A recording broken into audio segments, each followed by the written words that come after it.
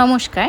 আজ আমি একটি অতি সাধারণ ঘরোয়া মাছের ঝোলের রেসিপি শেয়ার করব, যার জন্য একটি বোলে নুন, হলুদ, জিরে গুঁড়ো, ধনে গুঁড়ো, কাশ্মীরি লঙ্কার গুঁড়ো 1 টিস্পুন করে নিয়েছি ও সামান্য একটু চিনি নিয়েছি, যেগুলো জল দিয়ে গুলে সাইডে রেখে দেব। আর মশলা হিসেবে আমি নিয়েছি সামান্য একটু টমেটো, ধনেপাতা কুচি, কাঁচা লঙ্কা, রসুনের পেস্ট আর 2টি চেরা কাঁচা লঙ্কা। আর এখানে আমি রুই মাছের ব্যবহার করেছি, আপনারা চাইলে কাতলা মাছও ব্যবহার করতে পারেন। মাছগুলি ভেজে একটু সাইডে রেখে দেব। তারপরে কড়াইতে তেল গরম হলে তাতে কালো জিরে আর কাঁচা লঙ্কা আর রসুনের পেস্ট দিয়ে তার মধ্যে টমেটোগুলো ছেড়ে দেব। দিয়ে ভালো করে ভাজা ভাজা হলে তাতে গোলা মশলাটা দিয়ে দেব, দিয়ে কষতে হবে।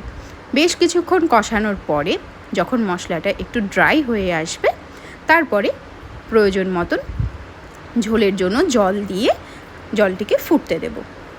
জলটি ফুটে উঠলে তখন আমরা মাছের ভাজা টুকরোগুলো ঝোলে অ্যাড করে দেব। মাছ দেওয়ার পরে ঝোলটা বেশ কিছুক্ষণ ধরে আমি ফুটিয়ে নিয়েছি। ফুটিয়ে নেওয়ার পরে তাতে ধনেপাতা কুচি অ্যাড করেছি। এইবারে মাছের ঝোলটা যেহেতু খুব সিম্পল, একটু ডিফারেন্ট করার জন্য তার মধ্যে 1 কোয়া রসুন আমি একটু থেতো করে দিয়ে বেশিক্ষণ নয় 1 মিনিট ফুটিয়ে নিয়ে নামিয়ে নিয়েছি।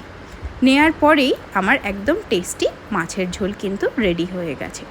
এইভাবে করে আপনারা মাছের ঝোল বানাতে পারেন, খুব হালকা মশলায় অসাধারণ স্বাদ হয়।